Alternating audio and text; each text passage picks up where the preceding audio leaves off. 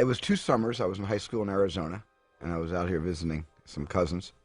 And I took a tour one day. You know, they had the old Gray Line tours, big buses, not trams. They gave everybody a bathroom break about midday, and I got off to go to the bathroom.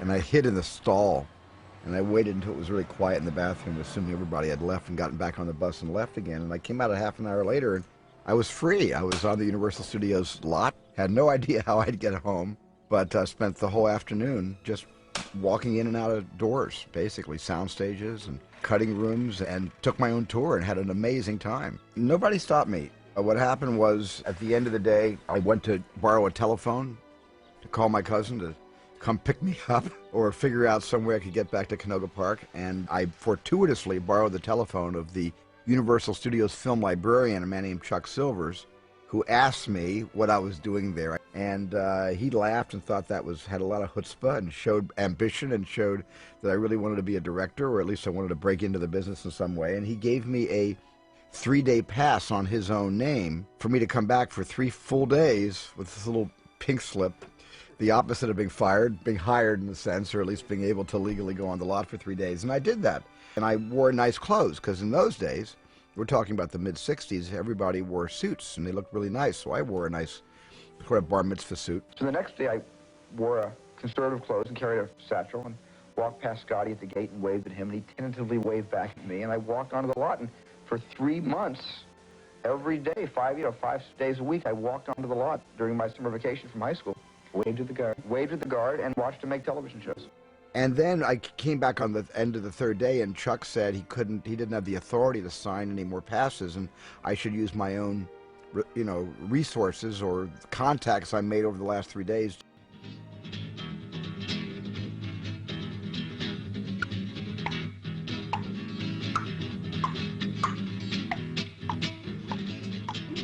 I wrote a little script in college called Amblin about 2 kids hitchhiking from the desert to the sea, and it was a little tone poem that wasn't meant to be anything other than a love story. And it's the film that Sid Sheinberg got me into his office and offered me a 7-year term contract to direct television at Universal, and that's why I dropped out of college at the end of my sophomore year.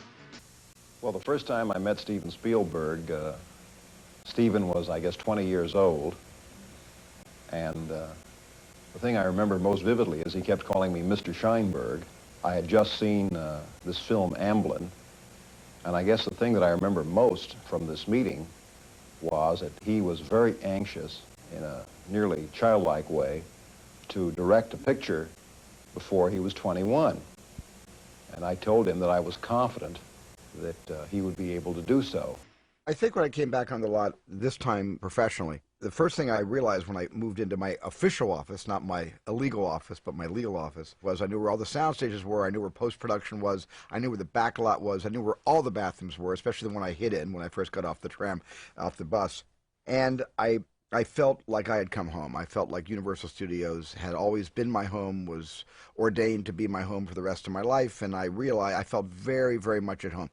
This felt more familiar to me than the house I grew up in. That's a horrible, heinous thing to say. I love my mom and my dad and my 3 younger sisters, but this is where I felt I belonged. When I first started out directing, I had no interest in starting out in television. I was really a snob about TV. I wanted to direct movies. I didn't want to start in television. But when I saw the reality of the situation, I was 20 years old, going on 21 at the time, and I've been offered a contract by a major studio here at Universal by Sid Sheinberg, and there wasn't a movie producer in the world that was going to give me a feature just because I wanted to direct film, and there were probably very few TV producers that would have given me a television show. So I quickly sort of reformed my kind of grandiose outlook and decided that I would fight real hard to start in television, kind of like a training ground, and if I did good there, maybe somebody would give me a movie. The fact I was doing TV, which for me was going to be kind of a USC postgraduate program on the way to making feature films, that's how I regarded television. It was a learning process. I had never directed anything professionally. The crew on my film numbered 9, 10 kids my age. So I was making movies at 12. They were 12, 13. I was making movies at 17, 18 in college. They were 17 and 18. And my first few shows were, the first thing I did, of course, was the Joan Crawford Night Gallery. My abiding concern, Doctor, and my singular preoccupation is myself. 11 hours or 12, fewer or more, it makes no difference. I want to see something. Trees, concrete, buildings, grass, airplanes, color! The average age of the crew that numbered well over 75, the average age of the crew was 50. And I realized that, oh my God, this was the crew that made my favorite movies of all time. This was the generation that had produced the golden age of Hollywood. And when I showed up with my acne and my long hair and the viewfinder pretentiously around my neck like some kind of a talisman that would protect me from all evil, I think they took one look at me and they said, this kid better prove himself quickly or he's out of here. Put a few more rocks there. When they get shot, just have them both drop. Yeah. Just drop to the ground. Yes, and you step forward here, right, with the L, and then have them duck down straight. The guy who hired this nut ought to be fired. All right, Jennings, all right, so you hired him. So you made one mistake in your whole gosh darn life. Great. And then you come forward to here. Big reaction. And then he says it again. Jennings, I've been working here for 30 years.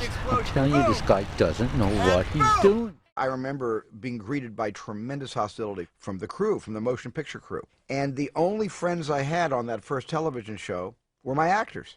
Surprisingly, maybe not so surprisingly, Barry Sullivan, Tom Bosley, Joan Crawford, they were the people that backed me. And my cameraman, Dick Batchelor, was great. But the rank and file of the crew were just sending daggers my way, working as slowly as they could, not to get themselves fired, maybe to get me pushed off the show, because I wound up 4 days behind schedule on my first professional job. There wasn't not yet a new wave. You know, the young, as they call the movie brats, hadn't quite moved into Hollywood yet. And I was caught inside the transition of men and women in their 60s, 50s and 60s who were about to leave show business, maybe even late 60s, but who had made all the great movies of the golden era. And they watched me, and they symbolized, they thought I was symbolic for a new snotty wave of director coming in, and they gave me a hard time. The main thing they tested me on was just, you know, was I making decisions fast enough? Did I know what I was doing? Was I doing the right thing? You know, and could I command the crew? I could not command the crew, but I think they respected me because at least I had an idea. It might not have been a good idea, but I think all they cared about was, did I have ideas, as opposed to just being some kind of a white elephant. I realized, wow, you can be creative in television, even though the time pressure is enormous and you've got to finish these, you know, these hour shows. In those days, we had 5 days for an hour. And yet you could get a lot done in a day's work. And of course, you know, it wasn't an 8-hour or 10-hour day. You know, we were shooting 14, 15-hour days just to get all the shots in. I learned immediately that I needed someday to get Final Cut. Because the first thing I learned was a director in television loses control the second the director walks off the soundstage and post-production begins and editorial takes over, and then the producers get very involved in TV and kind of overcut you or recut you or second guess the cutting of the film. And I realized that, you know, that my goal next was to make movies and to, at some point in my life, have some kind of control over the movies I make.